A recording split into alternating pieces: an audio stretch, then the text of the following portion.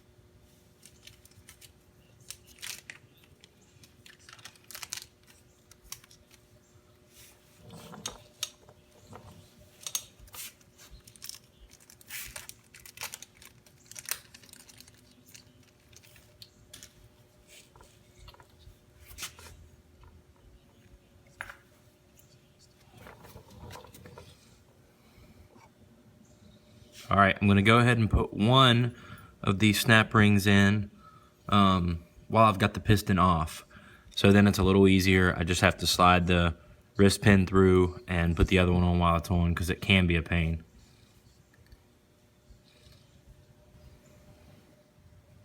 All right, I've got the new piston on. All that's pretty self-explanatory.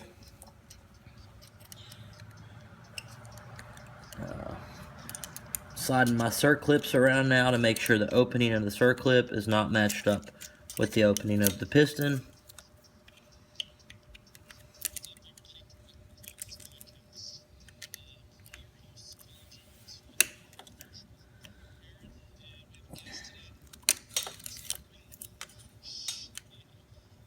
Okay, so that's good.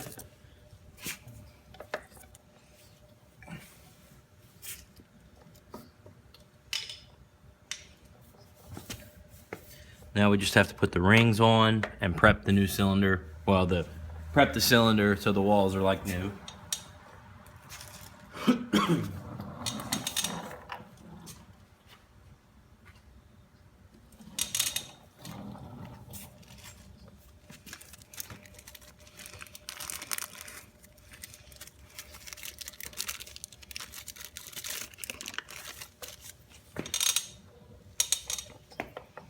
You want to put the oil ring on first, because you'll have a problem getting the expander rings around it if you don't.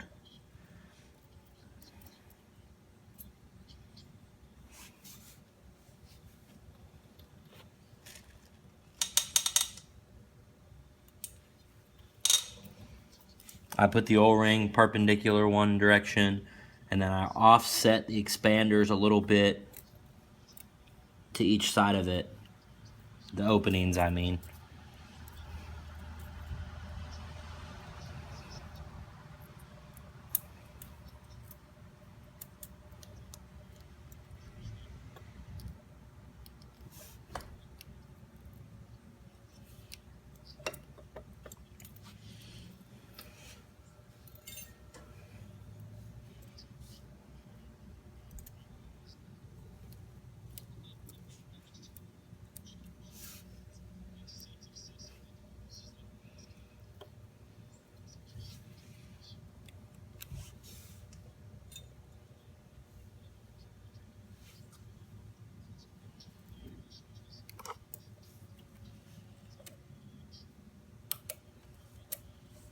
Okay, rings are on.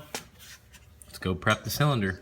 Okay, basically what we're going to do with this is we're going to spray some brake cleaner on the walls. We're going to take some very, very fine grit sandpaper, and we're going to sand these walls in a circular motion. It's going to break the glaze on the cylinder, take a little carbon off the top and bottom, and really release our cross hatching again, so it'll trap some oil in there and lubricate a lot better. That's all we're going to do for that. And then on the surfaces, we're going to do the same thing. We're going to take some real fine sandpaper, and we're just going to gently go over this, because I don't have a plate glass here to really flatly resurface it. So we're just going to roughen it up a little bit. We're not going to do enough to make the surface uneven. Okay, I've got my new piston and rings on. I've got my cylinder prepped. I've got my base gasket on. So now I'm just going to kind of run this chain up through and zip tie it up out of my way.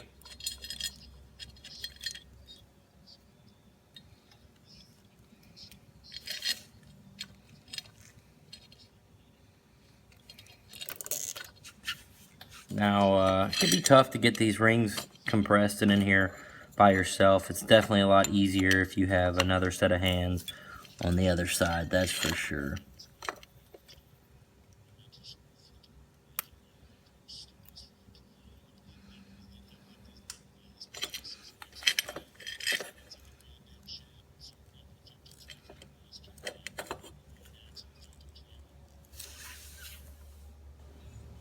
Okay, got the rings over, slid the cylinder down.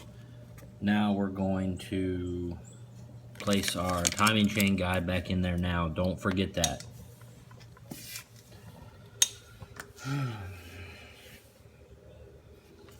Now I can bring my chain back down. You might want to turn the motor over a couple times, make sure that your piston's moving smooth and your chain is still on your lower sprocket. Mine is, so I cut my chain down. Next will be my head gasket, and then my head.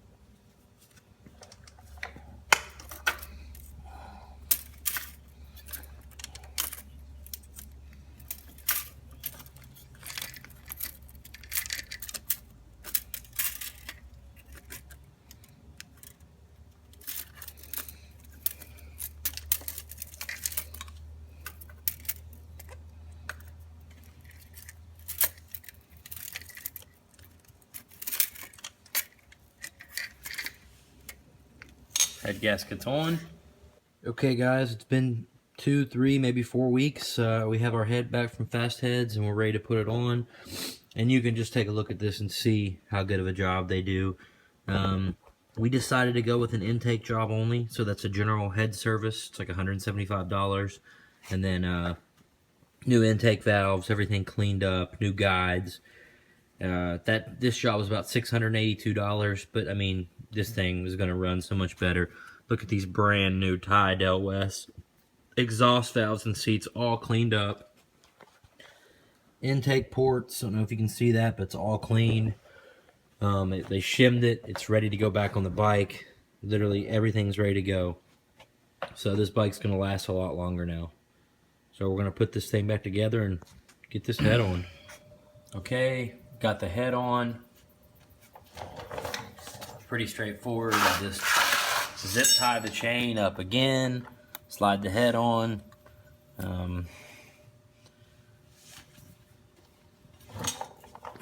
Make sure everything's clean, there's no dirt in there. Before I really get into anything else, I'm going to go ahead and torque the head down. Put these 2 little bolts in right here. I'm going to torque these down just the same way you would anything else in a crisscross pattern. These are 12 millimeter.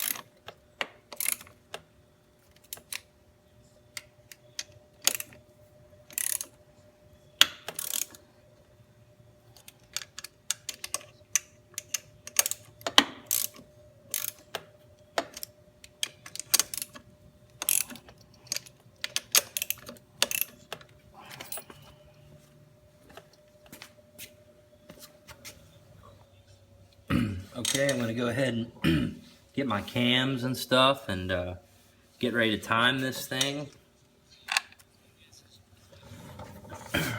First I'm gonna take a dab of Maxima Assembly Lube and put it on the cam journals.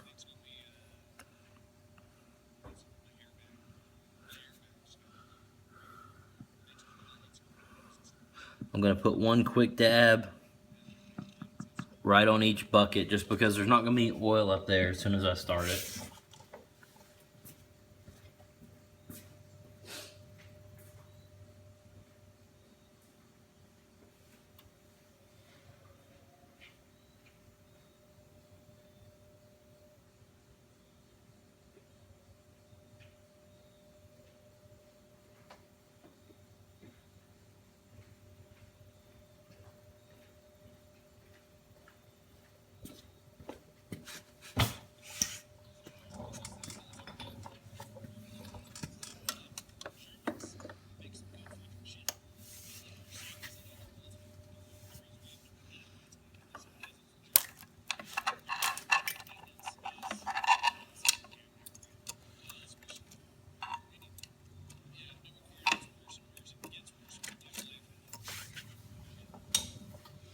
Alright guys, first thing you want to do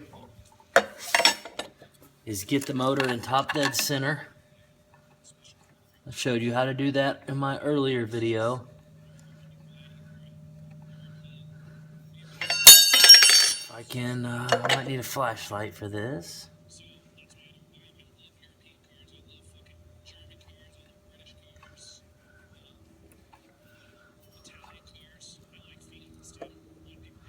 That's it right there, I can barely see it. Okay, then you got these dots on the cams, as I was talking about in my other video. You want one on the exhaust cam, you want one at 9 a.m. and one at noon, basically.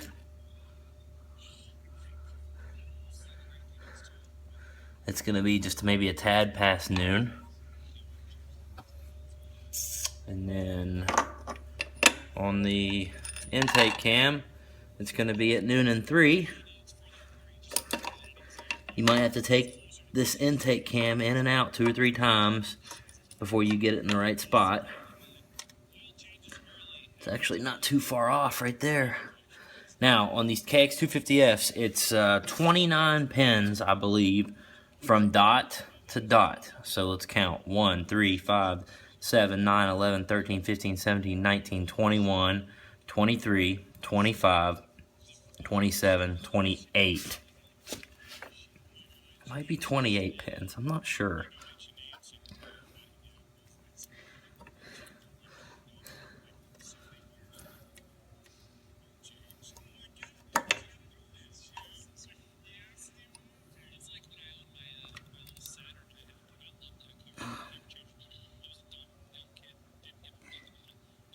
Yeah, 28 pins. Okay.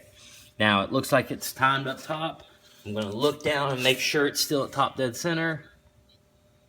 There it is. I'm going to push in right here because my finger would be like the cam chain tensioner would be. And yeah, that looks super close. So I'm going to go ahead and worry about my tensioner now. Oh, there's my tensioner.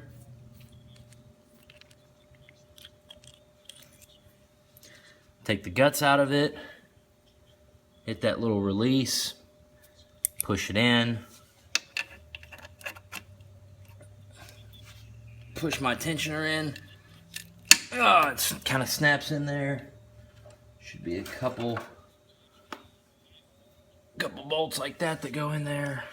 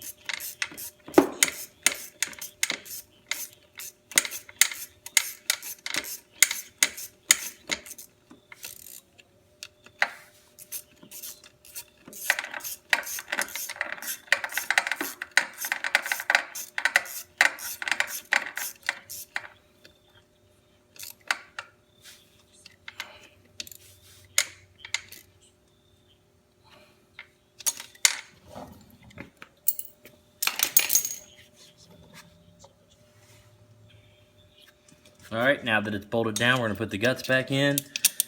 And you're going to see the tensioner pop out and tighten this. Well, no, we're not. I'm sorry. Now we're going to put the cam caps on before we put this tensioner in.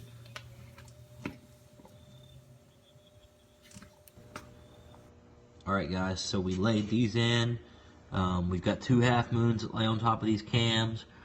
These cam caps slide into the half moons, pop on. You should really feel them just kind of snap into place. If you don't, then it's probably in a bind.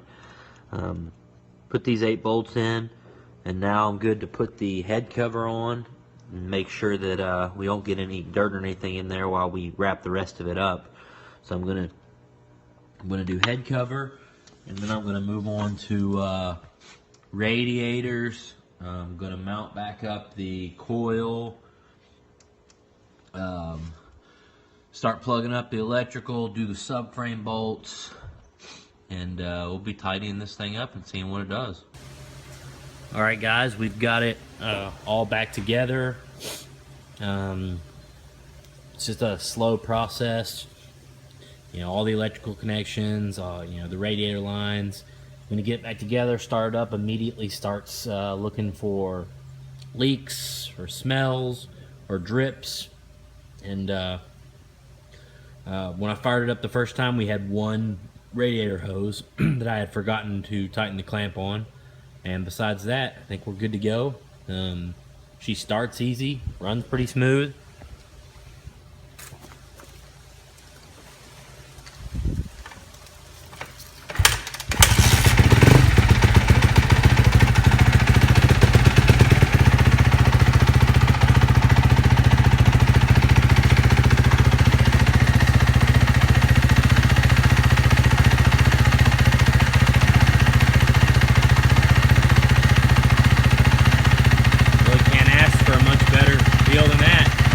Good for another 50 or 60